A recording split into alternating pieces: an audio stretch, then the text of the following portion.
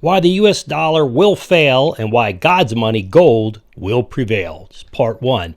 Listen, the Bible holds more than 189 verses about gold. Actually, there's a lot more than that. We're going to get into it. But depending on how you look at it, it's been said that gold is said to be God's money, not fiat currencies. Before we discuss what God says about God's money, meaning gold, we must first understand that money actually is, you know what it is, and why it's not really paper fiat money is not money at all. Listen, in part one, I'm going to explain what money is, how it's used, and how it's manipulated by the government, and what that means for you and I in light of the money that you and I have in the bank. So let's get started.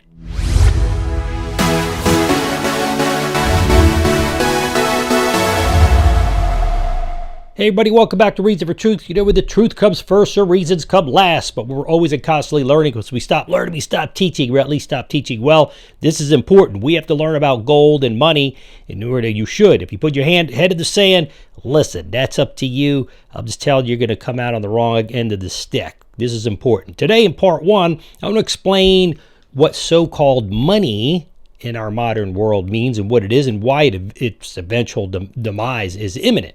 I'm going to show you that in a world full of fiat currency that's paper money has nothing to back it or keep it from being printed and expanded and devalued. Talk about QE, right? That's what that is, just increasing the money supply. Today, they don't have big printing presses, by the way. They just add digitally through computers and just add more to their balance sheets. That's all they do for the government, all right? Listen, we're facing the first time ever a global world economic crisis based on fiat currencies. In the past, there was always one country who was the head who had a fiat currency. Now everybody's got fiat currencies. We've never had an entire world that's ready to have a global kind of collapse with everybody's fiat currencies. That's why everybody's grasping for gold. Go back and look for look at the introductory video. That'll give you a little basis for today's episode. So today's part one. What we're going to do, and then following up on part two, we're going to look at what God says about His word about gold and why we should be thinking about, and you should be thinking about, our finances in terms of gold as opposed to just simply an IOU paper note. Let's hit the ground simply clearing up that age-old myth and that the U.S. dollar and most all these countries' paper fiat currencies are not real money. Or that's not really a myth. That I guess the myth that they are real money. That's just not true. In truth, they're called legal tenure or a promissory note. Go ahead, take any money out of your wallet or your purse and look at what it says. Most of the world's money is based on fiat currencies. They're not real money. They're just tenures, a promissory note from your bank or the government through your bank that's actually worth something. And I guess it's just worth more paper money or digital money, but it's not real money like gold is real money. You can hold it and it is what it is. If you put it down, it's still there. You could say, well, a piece of paper is a physical thing, but what's behind it besides confidence? The confidence is what runs most certainly the United States economy. And the dollar is confidence, and the reason why it exists today is based on the confidence of people. Gold doesn't need that. You could have confidence or not confidence in it. If I put a bar of gold or a gold coin, it simply still doesn't matter how much you believe in it, how much you like it, hate it, or how much confidence you have in it, it's still a gold coin. Most of the world sees it that way, and most of the world's money is based on, sadly, on fiat paper currencies that have been inflated well beyond repair. In a matter of time, not too far distance, or down the road here, these currencies are going to begin to fail. The world's currencies are all based and tied to our fiat currency, the American dollar, sadly. The good news is we can prepare for it. We can understand what gold is. We can understand what the dollar is. We can understand how to prepare our family, our children, and their future, and our neighbors, and help others, right? According to Investopedia.com, entry entitled, there was an article they wrote called Promissory Note, What It Is and Different Types and Pros and Cons by Adam Barone, updated May 24, 2023. That's only a few months ago. And reviewed by Margaret James and fact-checked, I don't know what that means, by Suzanne, and I can't pronounce her last name, Kvilhaug.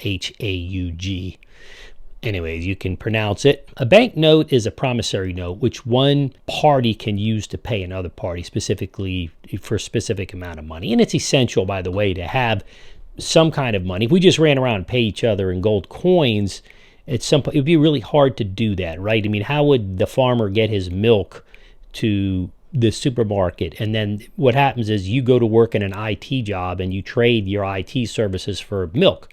Well, that milk has to go to the supermarket, who then marks it up a little bit and makes some money.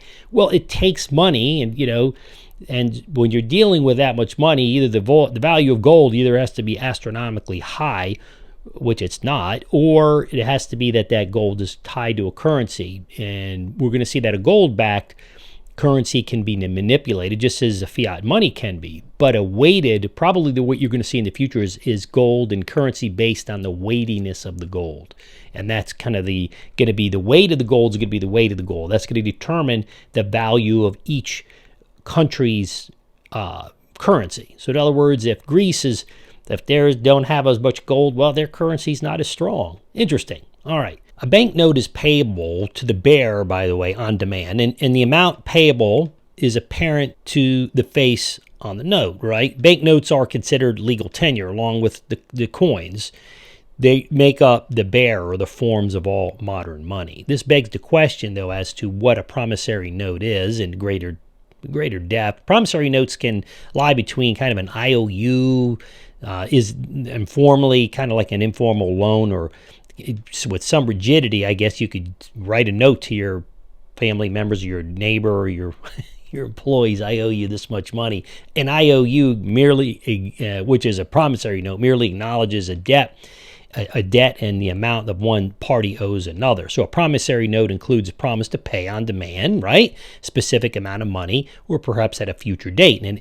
And steps required for repayment, like the repayment, let's say a repayment schedule, right?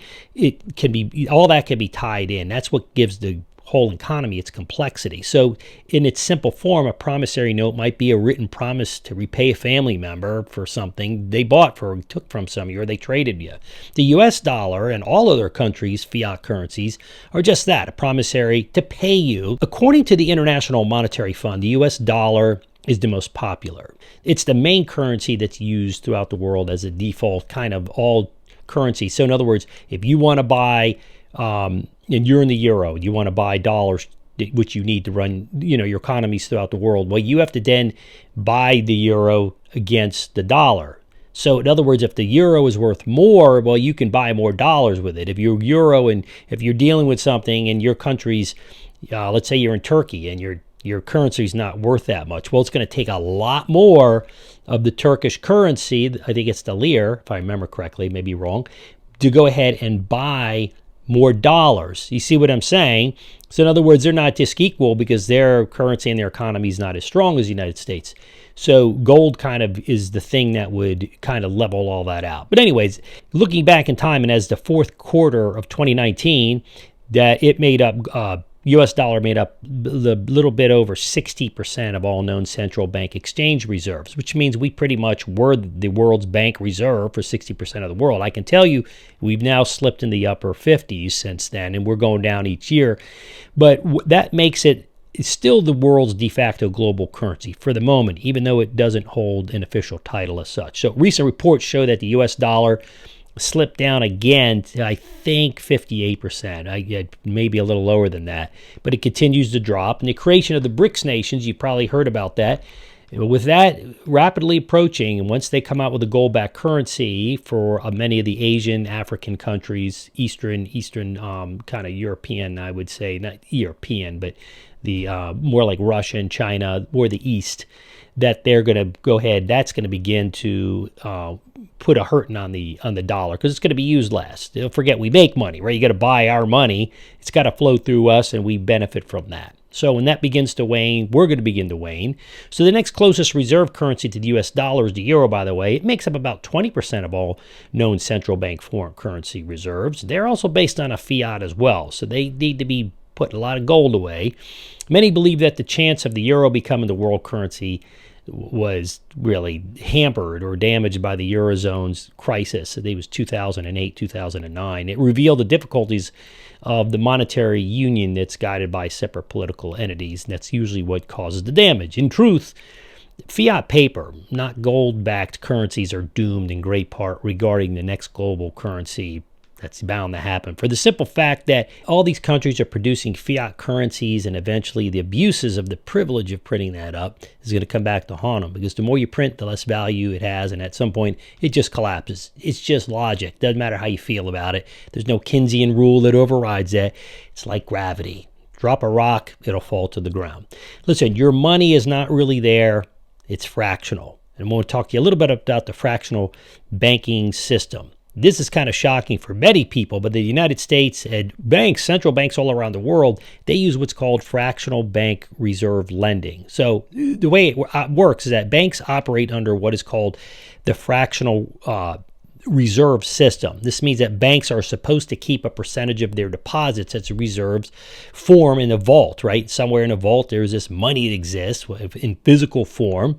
If there was gold, you can't digitize that. You can its value, but you can't digitize, you can't evaporate gold. That's why gold is just the greatest hard asset for monetary reasons. But you can digital. You could turn to paper money, and just that's what they're trying to do away. The government love to do away with paper money and just go all pure digital. And most of our transactions are digital as they are, right? And as it is. So what they're doing now is, while they can loan out, what they do is they're supposed to hold, let's say you put $1 million in the bank, or let's make it more realistic. Let's say you put $1,000 in the bank. 900 of that, they typically will lend out to other businesses and people for car loans and home loans and business loans.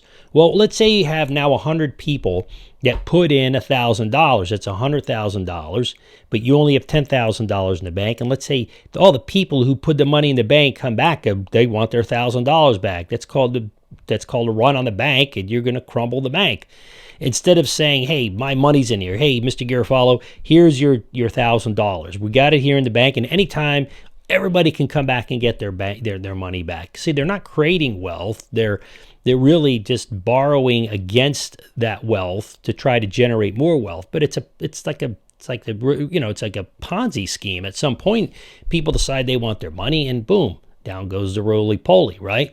So that's called fractional reserve banking. Such banking practices form the basis of the banking system that we deal with today. And what this does is this creates money out of thin air. And in reality, for every dollar that you put in the bank, I've heard that the bank lends that out an average of 8 to 13, 14 times. That's pretty high on many estimates. According to seekingalpha.com, an article entitled "What is Fractional Reserve Banking?" updated, by the way, August 21, 2023, by Richard Lehman, he says as fractional reserve banking dates back to Swedish times in the 17th century, and the United States started 1791.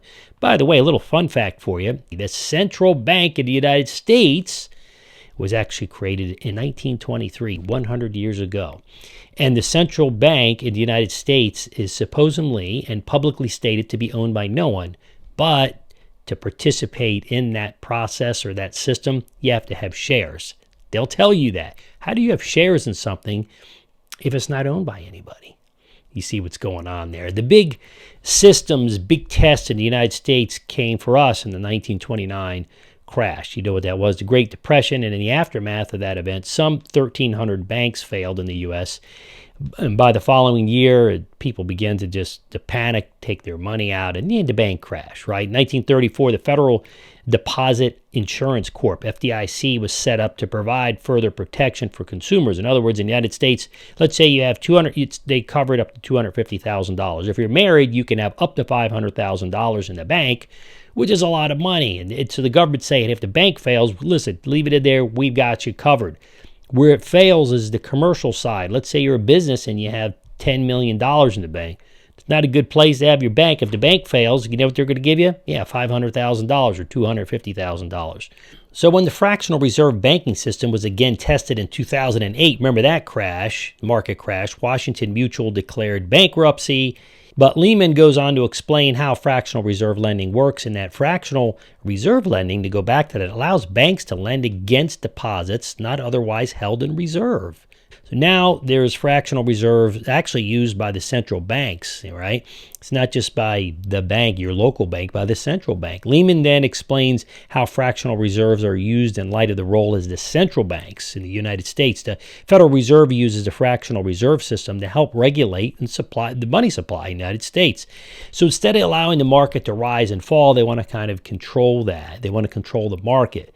The market shouldn't be controlled. It should just be left to act as itself, as the market, and then it'll rise and fall based on the merit of people paying attention to what's going on. Now, when the Fed wants to stimulate the economy, it lowers the reserve requirement, which is through the interest rate. And when it wants to control an economic outcome, or if the economy's overheating, if they feel it's just getting too hot, what do? They raise the reserve requirement, which is they raise the interest rate. That's what you're seeing right now, to quench inflation, because inflation is more often not mostly attributed to really increased money supply. When you add money, as we did, by the way, just so as another fun fact, during COVID, we added half of our money supply, 50% roughly, in the last 2.5 years, roughly, okay? So finally, Lehman provides us with, in the end here, some pros and cons of fractional reserve lending, which I believe you'll find very interesting and helpful. Now, characteristics of fractional reserve banking, pros and cons. First, pros, let's look at those. First, fractional reserve banking allows banks to make money from deposits, thus relieving depositors of the necessity to pay the bank for safekeeping of their money.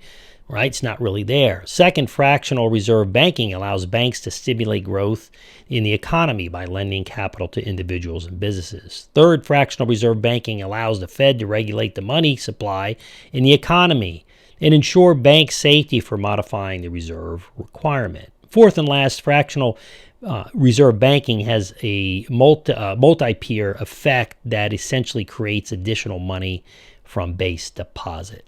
Fourth and lastly, fractional reserve banking has a multiplier effect that essentially allows for the bank to create additional money from deposits. Now, I think that creates a problem, and that's where we're at today. Let's look at some of the cons. He only puts two of them, but they're big, and everything else falls on these two.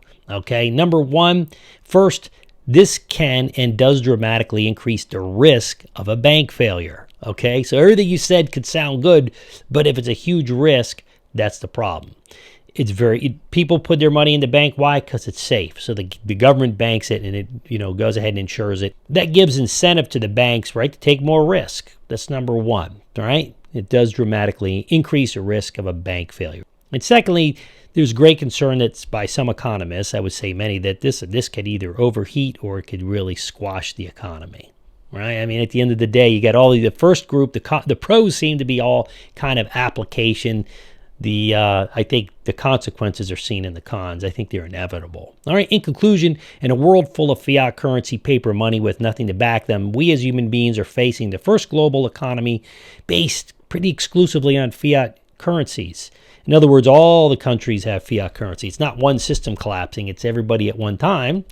They've all been inflated beyond repair, and in a matter of time, not too far distance, I believe, those currencies will begin to, and they may not just collapse one day, may just slowly sludge down real slowly, because they're all based and tied to the American fiat, the dollar, right? At the end, that's all going to pop, or it's going to just slow down and be unproductive. So in part two, this is part one. And part two, this is the longest one, by the way. Part two is a little shorter. We're going to look at why God likes gold.